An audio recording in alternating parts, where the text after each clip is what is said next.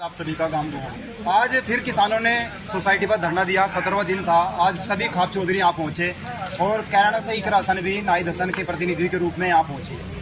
पिछले काफ़ी दिनों से लगातार किसान धरने कर रहे हैं, लेकिन फिर भी उनकी गन्ने की पेमेंट समय पर उनको नहीं मिल रही है। इकरा जी से बातचीत करेंगे, उनको क्या लगता है, क्या सरकार अपनी हट धर्मिता पर आ गई है और जिस तरीके से धार्मिक उन्माद फैलाकर जातियों में किसानों को तोड़ा जा रहा है, क्या वो ठीक रहेगा? नमस्कार जी, आप कैनाडा से चलकर यहाँ आ जाइए। आपको क्या लगता है कि किस वजह से गन्ने की पेमेंट किसानों को नहीं मिल पा रही? देखिए, सरकार की मनमानी चल रही है। तो जो भी प्रशासन है, सभी लोग हैं, सब सरकार के इशारे पर काम कर रहे हैं और सरकार ने अपनी वो बना ली है कि किसी भी टाइम का पेमेंट टाइम पर नहीं करते हैं। हर बार हमें यही धरना देना पड़ता है और फिर भी पूरा पेमेंट आज तक तो हुआ नहीं है। अच्छा, तो ये कह रहे हैं कि हम इतना हर मिल कह रहा है कि 40 करोड़ दे देंगे, 20 करोड़ दे देंगे, लेकिन किसान अभी भी खुश नहीं है। आज फिर किसानों ने मना कर दिया, जबकि खाप चौधरी भी कह रहे थे कि किस तरीके से इस मामले को सुलझा लिया जाए। अब आगे की क्या रणनीति बनाई जा सकती है? अब आगे अभी यहाँ पे तो यही फैसला हुआ है कि धरना जारी रहेगा। कुछ और दिन सभी लोग संघर्ष करेंगे, यहाँ पर बैठेंगे तो दोबारा शायद बातों का सिलसिला चले। लेकिन जितना उन्होंने पैसे बताए थे उसका तो कुछ भी फायदा नहीं है। तो मेरे हिसाब से सही फैसला सभी ने लिया है कि अगर पेमेंट हो तो कोई सम्मानजनक पेमेंट तो दे कम से कम। अच्छा, मैं देख रहा हूँ पिछले कुछ दिनों से इंडिया वर्सेस भारत, इसको दोनों जगह तोड़ दिया गया। हालांकि हमें 76 साल हो गए देश को आज़ाद हुए, लेकिन अभी अचानक क्या हुआ कि इंडिया को भारत से अलग करने की कोशिश की जा रही है। उसको भी देख रहे हैं किसानों ने। अब बात भी की है, कुछ लोगों ने इसके ऊपर कहा भी है कि इस तरह तोड़ा जा रहा है देश को। देखिए, यही इस सरकार की नीति में शुमार है कि इन्हें शुरुआत से ही बस देश को तोड़ने का इन्होंने काम किया है। अब भी ये इनकी बौखलाहट दिखाता है कि जो गठबंधन हमारा बनने जा रहा है मजबूत, उससे ये इतना बौखला गए हैं कि इन्होंने देश के नाम को ही बदलने का अब एक बीड़ा उठा लिया है और जिसका एस्टिमेट 14,000 करोड़ का आ रहा है जो नाम बदलने में लगेगा। तो ये सब चीज़ों के लिए इनके पास पैसे हैं, लेकिन जो हमारे गन्ने का भुगतान है और इस तरह की चीज़ें हैं, उनके लिए सरकार के पास पैसे नहीं है। तो इससे सरकार की नीयत साफ जाहिर होती है कि सरकार सिर्फ अपने फ़ायदे के लिए, जिससे उनका चुनावी फ़ायदा हो, देश का भी फ़ायदा नहीं, सिर्फ उनका चुनावी फ़ायदा हो, उन कामों के लिए उनके पास पूरी दौलत है। लेकिन गन्ने पेमेंट के लिए, किसानों के लिए उनके पास कुछ नहीं। वो तो कह रहे हैं कि हमारी दुनिया में डंका बज रहा है, लेकिन अभी फ्रांस की आपने देखा होगा, फ्रांस गए और फिर इस तरीके से दूसरे लोग उनको लेने के लिए नहीं आए, फिर अफ्रीका गए, वहाँ भी इस तरीके से हुआ। तो क्या छवि दुनिया में है, जो पूरी दुनिया में मोदी जी की छवि बताई जा रही है कि बड़ी अच्छी छवि उन्होंने बना ली है, लेकिन आते हैं तो छोटे छोटे मंत्री उनको लेने के लिए आते हैं। देखिए, जब आदमी तकब्बुर का शिकार होता है तो उसे हर जगह अपने ढोल बजते सुनाई देते हैं। लेकिन जिस तरीके से हमारे देश की आलोचना हो रही है, चाहे वो मणिपुर की हिंसा हो, अभी यहाँ पर खुब्बापुर में जो वारदात हुई वो बात हो, हर जगह जो नूह की हिंसा हुई, हर जगह जो भी मामले चल रहे हैं वो कहीं ना कहीं आलोचना के ही है। तो ऐसा नहीं है कि सब जगह हमारी वाहवाही हो रही है, ये तो बस पर्दा लगाने की बात है सबकी आंखों पर, वही ये सरकार कर रही है। तो हमें अपने अंदर झांकना चाहिए, अपनी कमियों को दूर करके और देश की प्रगति के, देश की तरक्की के बारे में सोचना चाहिए। अच्छा, अभी कुछ दिन पहले यहाँ तहसील में भी धरना चला हुआ था और बहुत बड़े नेता हैं भारतीय जनता पार्टी के, चौधरी वीरेंद्र सिंह, वो एक वीडियो उनका वायरल हो रहा है। वो किसानों से कह रहे हैं कि वो औकात में रहो, आप औकात भूल गए, और गाड़ी कह रहे हैं ड्राइवर चलाओ चढ़ा दो। तो उसके बारे में आप क्या कहेंगी? क्योंकि बड़े नेता के रूप में उनको जाना जाता है, वो सारे लोगों के काम भी कराए हैं, क्षेत्र में उन्होंने काम भी कराए हैं, जिस तरह आपके पिताजी ने कराए। वो इस तरह की शोभा देती है। देखिए, जिस सरकार में वो हैं, जिस पार्टी में वो हैं, उसकी नीति के विरोध में तो वो चल नहीं सकते। जब सरकार की नीति ऐसी है तो उन्हें भी पालन तो करना पड़ेगा अपनी नीति का। इस सरकार में, इस पार्टी में सभी नेता जो है उनका इसी तरह का व्यवहार है। कुछ दिन पहले मीनाक्षी लेखी जी का पार्लियामेंट से आया था तो वो किसी विपक्ष वालों को चुप कराते हुए कह रही थी कि तुम चुप हो जाओ, तुम्हारे यहाँ ईडी भेज देंगे। तो ऐसे बोल रहे हैं कि जैसे ये सब इन्हीं के इशारे पे हो रहा है, जो कि हम तो मानते हैं, लेकिन अब ये खुद भी कबूल करने लगे हैं कि इस तरीके से जोर ज़बरदस्ती से अपनी सरकार को चला रहे हैं। जो विपक्ष के लोग हैं, जो विपक्ष के मुद्दे हैं, उन्हें इसी तरीके से ये चुप कराने का काम कर रहे हैं, किसी के यहाँ ईडी भेजकर, किसी पर झूठे सच्चे मुकदमे लगाकर। तो वही इन सब के दिमाग में घमंड है और उसको जो है तोड़ने का काम मुझे लगता है जनता जल्द करती है। नहीं, लेकिन फिर अभी आपने देखा होगा चंद्रशेखर जी के ऊपर हमला हुआ, वो कह रहे हैं कि हमें सीबीआई की ज़रूरत है, हम सीबीआई से मांग कर रहे हैं कि वो इसकी तहकीकात करे और ईडी भेजे। जो भी उनको मांग थी वो खासकर सीबीआई को लेकर थी। फिर मांग किस चीज़ की है? जब सब कुछ उनके इशारे पर हो रहा है तो मांग किस चीज़ की हो रही है? नहीं, अब हर बात पे हम चुप भी तो नहीं बैठ सकते। अगर हम चुप बैठेंगे तो फिर इनकी तो बदतमीजी 2 गुना बढ़ेगी। तो इसलिए हमें अपनी आवाज़ तो हर जगह उठानी पड़ेगी। अब जैसा हम यहाँ भी धरना देते हैं, अगर हम देना छोड़ देंगे तो फिर तो ये अपनी मन मर्जी पर और उतारू हो जाएंगे। तो इसलिए ऐसा नहीं है, अगर जिंदा हो तो जिंदा नजर आना भी ज़रूरी है। तो हमें ज़रूरी है कि हम अपनी आवाज़ भले को सुने ना सुने, हमारा फ़र्ज़ है हम अपनी आवाज़ उठाएं।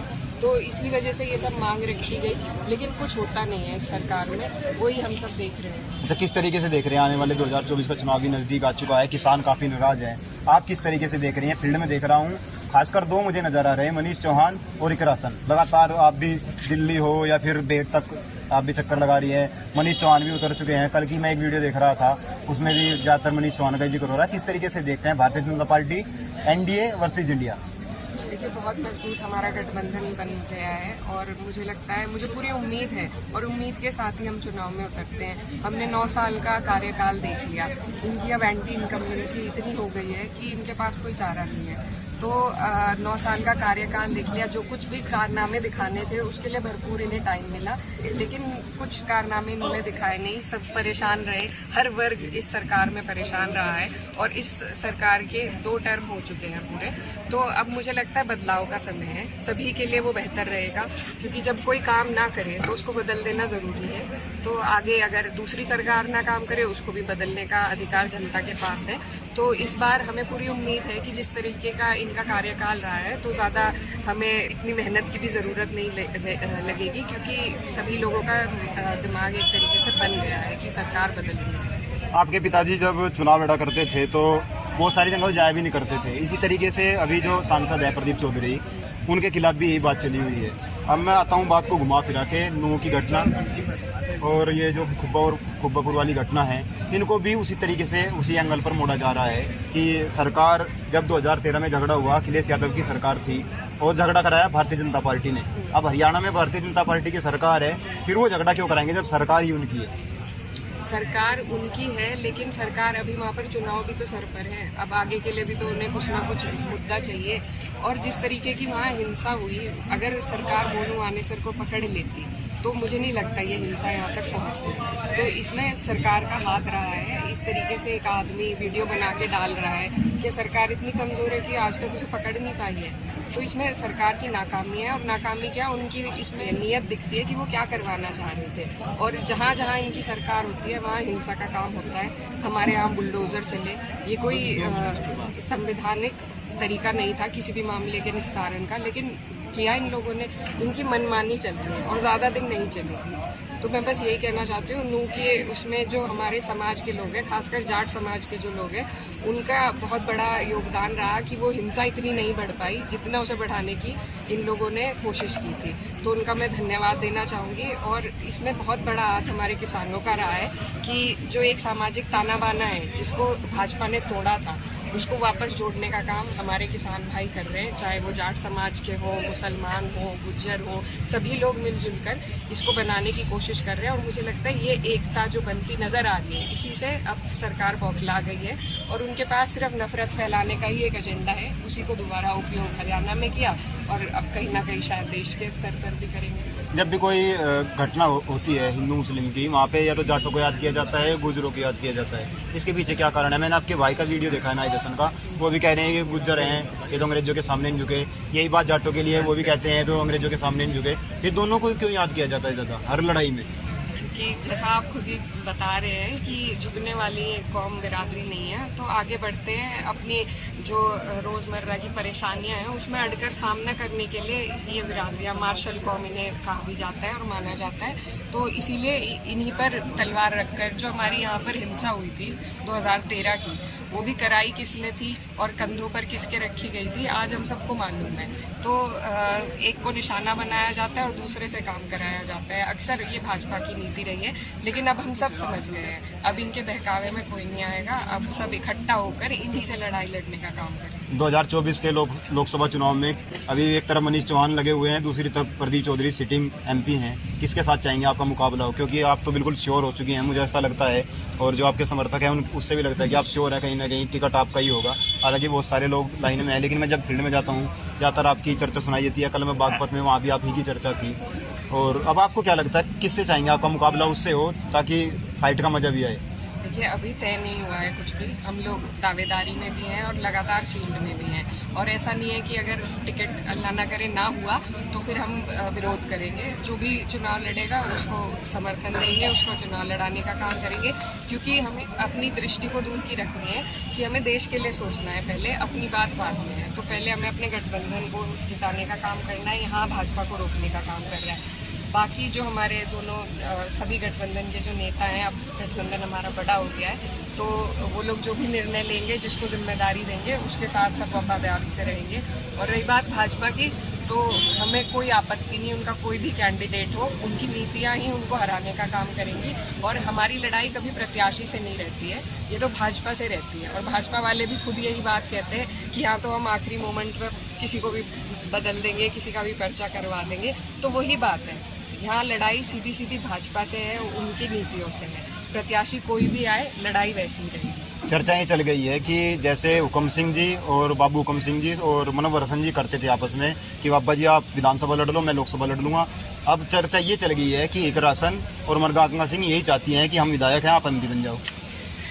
जी ऐसी कोई बात नहीं है। हम ऐसी बात तब होती जब हम उनकी जो पार्टी है उसकी नीतियों से, उसकी जो भी कार्यशैली है उससे कुछ हम मेल खाती हमारी मंशा, लेकिन ऐसा बिल्कुल नहीं है। हम बिल्कुल विरोध में हैं उनकी पार्टी के, और जिस तरीके से उनकी पार्टी काम करती है, जो उनके मंसूबे रहते हैं नफरत फैलाने के, भेदभाव करने के, तो ऐसा हो ही नहीं सकता। अगर वो किसी बेहतर पार्टी में होते शायद कर भी लेते, लेकिन पार्टी ऐसी है कि ऐसा कोई स्कोप है ही नहीं। पार्टी ने काम भी तो बहुत सारे करवा दिया। अब जब आपको दिल्ली जाने में 6 से 7 घंटे लगते थे, अब 2 घंटे में आप दिल्ली जा सकती हैं। उन्होंने कहा दिल्ली से देहरादून आप 2 घंटे में उतर जाइए, पानीपत से आप शामली आधा घंटे में आ जाइए, यहाँ से आप हरिद्वार 4 घंटे में चले जाइए। अब जो घंटे घटाए हैं वो भी तो कहीं ना कहीं मायने रखते होंगे। देखिए सरकार, हर सरकार का काम करने का वो रहता है, ये कोई अपने घर से पैसे नहीं लगा रहे, आपके हमारे ही पैसे हैं जो लगा रहे हैं। ऐसा नहीं हो सकता कि सबसे ही स्टैचू बना दिए जाएं, कुछ काम तो इन्हें भी दिखाना पड़ेगा, और हम इसका कोई एहसान नहीं मानते हैं। ये तो हर सरकार का फर्ज है। आज अगर कोई विधायक काम कराता है तो उसका फर्ज है काम कराना, ये नहीं कि वो करा रहा है, वो तो फर्ज है। ये अधिकार भी जनता ने ही सरकार को दिया है, तो बिल्कुल उन्होंने जो काम कराए हैं वो उनका फर्ज है। लेकिन मैं ये भी कहना चाहूँगी साथ में कि यहाँ भी उन्होंने गरीब जनता को ध्यान में नहीं रखा है। हर जगह इन्होंने टोल टैक्स लगा दिए हैं इतने भारी। आप यहाँ से अगर लखनऊ चले जाएं 3500-4000 रुपये तो आपके टोल में चले जाएंगे। अब कोई आदमी अगर यहाँ से वहाँ तक जाना चाहे, पहले पेट्रोल का खर्चा, पेट्रोल कितना महंगा कर दिया है, ऊपर से टोल टैक्स, तो ऐसा नहीं है, सारी चीजें सुंदर नहीं है। मेंटेनेंस भी तो बहुत ज्यादा लगता था ना उस समय में गाड़ी में, जब गाड़ी टूट जाती थी या कोई नीचे से टूट गई तो उससे डबल खर्चा जाता था। शीशे कई बार मैंने देखे बहुत सारे लोगों के शीशे तिड़क गए पत्थर लग के। अब तो आप एक्सीलेटर पर पैर रख दो दिल्ली। लेकिन ये टोल टैक्स कब तक भरेंगे? हम सब नहीं भर सकते, आप शायद भर सकते हैं, हम शायद भर सकते हैं, लेकिन जो हमारी आम जनता है, यहाँ से हम पानीपत निकलना चाहें, पहले कोई दिक्कत नहीं थी, लेकिन अब हमें बीच में 2 टोल टैक्स है हमारे। तो बताइए इस तरीके से ये कोई भी काम अपने फायदे को नजरअंदाज करके नहीं कर रहे। हर जगह अगर इन्होंने काम करा है तो कमाई का पहले वहाँ पर वो बनाया है, रोड बाद में बनती है, टोल टैक्स का बूथ पहले बन जाता है। तो ऐसा नहीं है कि इन्होंने सिर्फ काम करे हैं, कमाई का साधन अपना पहले इन्होंने लगाया है, बाकी बाद में कुछ तो करेगा ही आदमी। तो अंतिम संदेश क्या देना चाहेंगे आप? किसानों के लिए आई थी, धरने में आई थी, अंतिम संदेश क्या देना चाहेंगे किसानों को? देखिए बहुत हमें दुख होता है कि इस तरह के हालात में हमें आना पड़ता है, और मैं हिम्मत मानती हूँ और इनकी हिम्मत को सलाम करती हूँ कि हर बार अपने अधिकार के लिए इन्हें बैठना पड़ता है। लेकिन क्या करें, समस्या सरकार ने ऐसी हमारे ऊपर लाद दी है कि हमें यही करना पड़ता है। तो हम दिलो जान से इनके साथ हैं, जब तक ये धरना चलाना चाहे, जब तक कोई सम्मानजनक हमें नील प्रशासन से आश्वासन न मिले, तब तक हम इनके साथ हैं, खड़े रहेंगे मजबूती से। जब भी आने का मौका लगेगा तो ज़रूर बीच में आकर इनका हौसला बढ़ाने का और इनसे प्रेरणा लेने का और सीख लेने का काम करेंगे। जी बहुत बहुत धन्यवाद।